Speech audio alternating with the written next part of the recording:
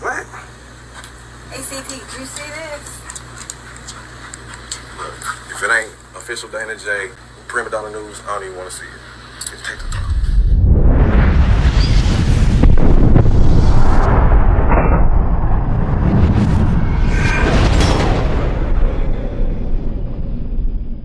Hello and welcome to my channel. Go ahead, hit the like, hit the share, subscribe if you haven't already.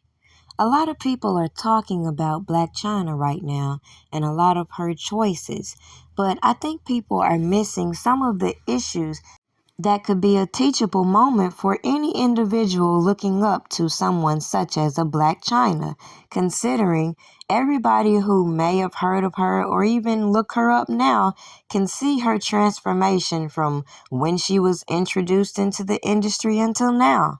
And it would be very obvious to some of us that some of her self-esteem issues arise from some of the double standards and self-esteem issues a lot of melanated women go through when trying to fit into corporate America.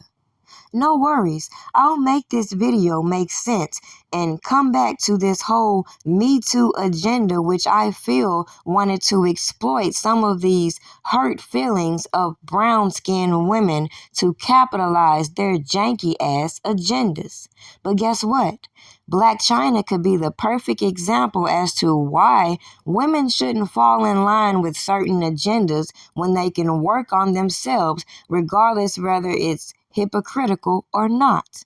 Now I say that because clearly you can't serve two masters, and as everybody is talking about what they feel about Blac Chyna's new religion and the way she's removing a lot of the enhancements and other tattoos that have made her readily identifiable.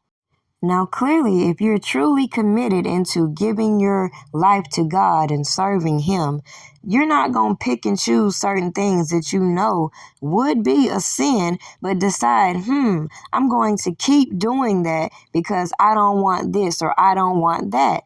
It doesn't work that way. Yet this seems to be the byproduct of when women accept this Jezebel spirit.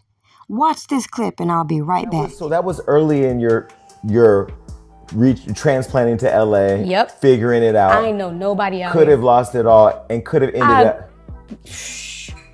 Oh, when I got put out and whatnot. Put out of what? Oh, of his house. You did not get put out the house. Yes, I did. And I'm not acting surprised. But let me tell you. No, wait, I'm not acting surprised because I literally didn't know that. Yeah. Put out the house and saying you need to leave? Like, packed my stuff, put it in my truck, well, his truck at the time. Where was King going? Back and forth to this day. Really? Mm-hmm. So when you packed up your things and put it in the box, the little lonely box, and put it in the back of the truck, did you mentally say, I ain't going nowhere, or I'm gonna show you? What was in your mind? What's the next moves? Now, it don't take a genius to recognize how I have documented this whole Me Too agenda and how it attached themselves to certain individuals and the facts that hurt women think it's okay to manipulate certain laws, target certain individuals, and let people piggyback off of their ideas. But that's one of the reasons I can somewhat respect Chyna and her hustle, because regardless of what she went through, regardless of her self-esteem issues, she did what she felt she needed to do to get her bag and didn't play victim, unlike some of these other candidates who not only show us the hypocrisy within Hollywood that people don't care about certain allegations with other people, and that some of these people are so quick to run to career extortionists, manipulate the public in order to get their bag that we see so many other Americans work hard and hustle for as they play victim. And we, the American citizens, are supposed to keep gravitating toward these stories when we see other women empower themselves instead of this victimization. So the point I wanted to make in this video, Who cares that Blac Chyna is deciding to do this and do that to her body? It's her choice. I think the bigger issue is that why are women feeling so compelled to do this to their bodies? Why do we see these women willing to be pimped out instead of actually working hard for what they want?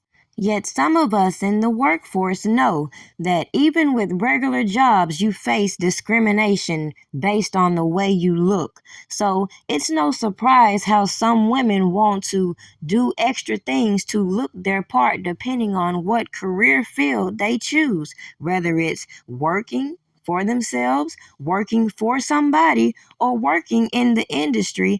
It don't change the fact that everybody picks what they are going to do. And at the end of the day, we shouldn't allow people to manipulate God in trying to brand these images in order to sell us fake dreams. Now, everybody knows that Blac Chyna is not married. So to come out here on this Christian experience, but then come back and say, I can do all this stuff in order to help my brand and help my health, but I'm going to tell you I'm doing this for religious purposes.